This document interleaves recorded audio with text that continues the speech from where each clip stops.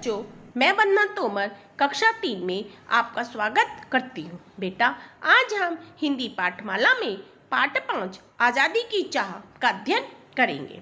आज़ादी का अर्थ है स्वतंत्रता और चाह इच्छा। स्वतंत्रता की इच्छा।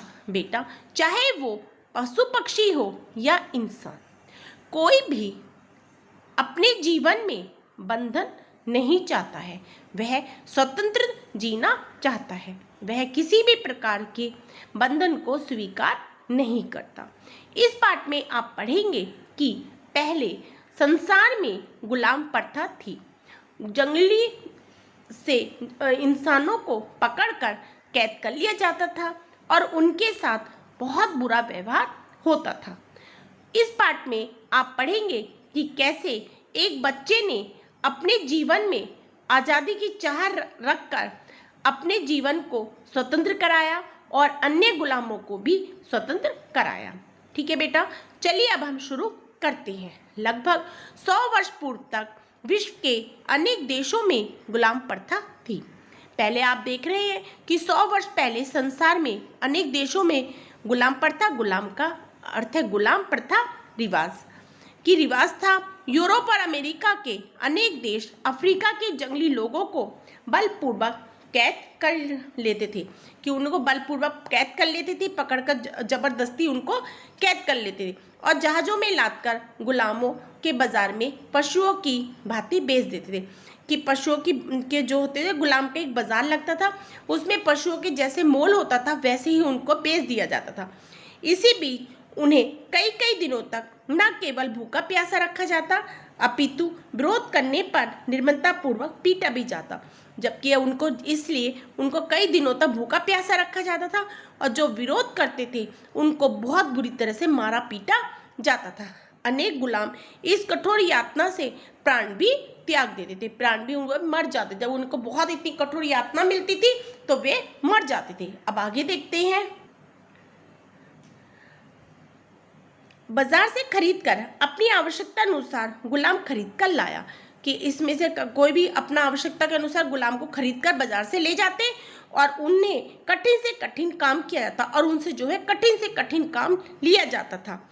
विरोध अथवा काम में लापरवाही करने पर कोड़ों से पीटा जाता। जो कोई विरोध करता था या लापरवाही करता था उनको कोड़ों से पीटा जाता था। उनका जीवन नरक तुल्य था। उनका जीवन क्या था? नरक तुल्य था। नरक से बदतर था उनका जीवन। आगे देखते हैं। उन्हीं दिनों अमेरिका के एक टापू पर निकोलस नाम का धनी यूरोपियन व्यापारी रहता था। उन्हीं दिनों एक अमेरिका का टापू था, उसमें निकोलस नाम का एक धनी व्यापारी रहता था। उसने टापू के बड़े भाग पर आधिपत्य जमाया हुआ था। उसने टापू पर जो एक बहुत बड़ा भाग था, आधिपत्य का अधिकार जमाया हुआ था। घोड़े जैसे पशुओं की कीमत उन दिनों गुलामों से अधिक होती थी। घोड़ा जो होता था उसकी कीमत जो है गुलामों से अधिक होती थी। कि मतलब आप खुद इससे अंदाजा लगा सकते हैं कि उस समय इंसान की कीमत क्या थी। इसलिए खेती का सारा काम गुलामों से लिया था। इसलिए खेती का जितना भी काम होता था वह गुलामों से यानी कि इंसानों से लिया जाता था।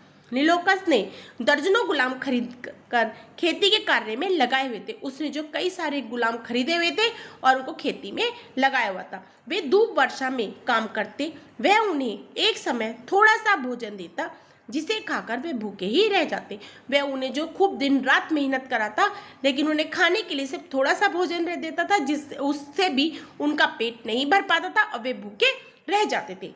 पहनने को वह उन्हें लंगोटी जैसा एक वस्त्र वह सिर्फ एक पहनने को एक छोटा सा कपड़ा देता था जिससे कि वो तन ढक लें। उन्हें रात को घोड़ों के अस्तबल जैसे स्थान पर बंद कर जाता। जहाँ पे घोड़े बनते थे वहाँ पर जो उन्हें रात में बंद कर दिया जाता था। रात भर उन पर पहरा रहता। यदि कोई गुलाम भागने की कोशिश करता तो उसे सबके सामने कोड़ों से नम्रतापूर्वक पी जाता। अगर जो कोई भागने की कोशिश करता उसे बहुत बुरी तरीके से मारा पीटा जाता।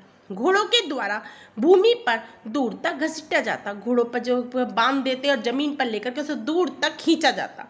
इससे अन्य गुलाम डर जाते और व्यवस्था पूर्वक निकोलस के खेत पर निर्विरोध कार्य करते। इससे जो थे गुलाम डर जाते और जो है अपना मजबूर होकर के निकोलस की खेती पे बिना किसी विरोध के काम करते। अब आगे देखते हैं। कभी कभी कुछ लापरवाह गुलामों को नीलोकस अब वापस बेच देता और उनके स्थान पर नए गुलाम ले आता। कभी कभी तो जो लापरवाह करते थे, जो काम सही नहीं करते थे, वह उन्हें बेच देता था और उनके स्थान पर नए गुलाम ले आता। एक दिन नीलोकस गुलामों से भरे जहाज पर गुलाम खरीदने गया तो वैक्स गुलामों के साथ एक किशोर गुलाम को भी खरीद लाया। जब वो एक बार जो गुलाम को खरीदने के लिए गया तो वहाँ पे से वो जो है एक छोटे से बच्चे को भी खरीद लाया जिसकी अवस्था 14 या 15 साल की रही होगी। नीलोकस उससे अपने निजी कार्य लेता, उसे साफ सुथरी वर्दी और दोनों समय भोजन देता। नीलोकस जो है उससे ज़्यादा काम नहीं कराता था, वह उसे साफ सुथरी वर्दी देता, कपड़े पहनने के लिए देता और दोनों समय उसे खाने को देता।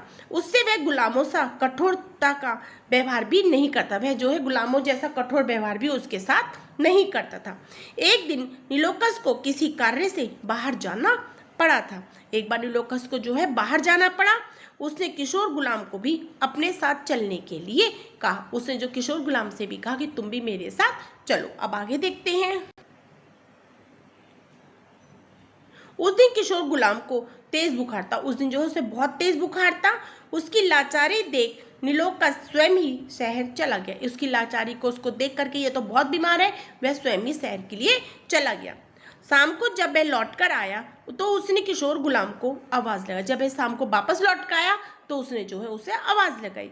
कोई उत्तर ना पाकर नीलोकस ने उसकी खोज करवाई तो पाया कि वह भाग निकला था। जब कोई उसे जवाब नहीं मिला तो उसने खोज कराई तो पता चला वह तो वहाँ से भाग गया। यह बात नीलोकस के लिए असहनीय थी। यह बात जो थी नीलोकस के लिए असहनीय, मतलब वो एकदम से सहन नहीं कर पाया, उसके लिए असहनीय थी। उसने किशोर गुलाम की को इतनी सुविधा दी हुई थी कि उसका जीवन अन्य गुलामों की तरह नहीं था। उसे किशोर गुलाम को इतनी सुविधा दी गई थी कि उसका जीवन जो अन्य गुलामों की तरह नहीं था। फिर भी वह क्यों भाग निकला? लेकिन फिर भी वह क्यों भाग निकला, यह बात नीलोकस की समझ में नहीं आ रही थी। यह बात वह समझ नहीं पा रहा था कि वह इतना सब कुछ करने के बाद भी वह वहां से क्यों वापस भाग निकला। उसने अपने नौकरों को उसकी खोज में चारों ओर भेजा। उसने जो अपने नौकरों को उसको खोजने के लिए चारों तरफ भेजा कि जाओ उसे पकड़ कर लाओ। अब आगे देखते हैं। अगले दिन दोपहर के समय नौकर किशोर को खोजकर पकड़ लाए। अगले दिन जो नौकर जो थे किशोर को पकड़ कर लेकर आ गए। नीलोकस बेचैनी से उसके आगमन की प्रतीक्षा कर रहा था। नीलोकस जो बेचैनी से जो उसके आने की प्रतीक्षा करता, यानी कि इंतजार कर रहा था। उसके लिए उसके लाए जाते ही उसने खुट्टी पर से हंटर उतारा और कड़क कर पूछा। उसने जैसे ही वो उसके सामने आया उसे खुट्टी पे से हंटर उतारा और कड़क कर मतलब जोर से बोला, नमक हराम, तुझे मैंने इतनी सुविधाएं दी फिर भी तू भागा। उसने कहा कि नमक हराम, तू तो नमक हराम है कि तुझे मैंने इतनी सुविधाएं, तेरा मैंने इतना ध्यान रखा फिर भी तू भाग गया। और 3-4 हंटर उसके शरीर पर मारे और उसने जो उसके 3-4 हंटर जो उसके शरीर पर मार दिए। किशोर गुलाम दर्द से तड़प उठा। किशोर गुलाम जो था वो दर्द से तड़प गया। अब आगे देखते हैं। मालिक, मैंने गलती की, उसकी सजा आप मुझे दीजिए। हाथ जोड़कर गुलाम रोता हुआ बोला। उसने अपने मालिक से कहा, मालिक मैंने बहुत बड़ी गलती की है, उसके लिए तुम मुझे सजा दीजिए। वह हाथ जोड़कर वहां पर रोता हुआ खड़ा हो गया। अब आगे, मैंने तेरे लिए क्या नहीं किया, पर नीच तू तो कृतघ्न निकला। उसने कहा कि अब आगे मैंने तेरे लिए क्या कुछ नहीं किया, मैंने तेरे को खाना भी दिया, भरपेट भोजन भी दिया, कपड़े भी दिए, लेकिन तू तो बिल्कुल जो है विश्वसनीय नहीं निकला। नीलोकस ने घृणा भरे स्वर में उससे कहा। नीलोकस ने उसे घृणा के साथ उससे कहा। किशोर गुलाम बोला, मालिक मैं आपका आभारी हूँ, परंतु आज़ादी की चाह मुझे भगा ले गई। उसने कहा कि मैं आपका आभारी हूँ मालिक, मैं आपका बहुत आभारी हूँ कि आपने मेरा इतना ध्यान रखा, परंतु मुझे जो स्वतंत्रता की जो इच्छा थी, स्वतंत्र रहने की जो इच्छा थी, वह मुझे भगाकर ले गई। मैं तो अब भी आपका गुलाम ही हूँ। उसने, मैं तो अभी भी आपका गुलाम हूँ, मैं भागा ही कहाँ, आपने मुझे पकड़ लिया। अगर आप मुझे नहीं पकड़ते, मैं आज़ाद हो जाता तो मैं अपना जीवन अपनी इच्छा के अनुसार जी सकता था, लेकिन मैं अभी भी आपका गुलाम हूँ। आगे देखते हैं। बता, मैंने किस प्रकार की आज़ादी तुझे नहीं दी, तुझसे कोई कठोर काम नहीं लिया, मेरे उपकारों का यह बदला तूने दिया।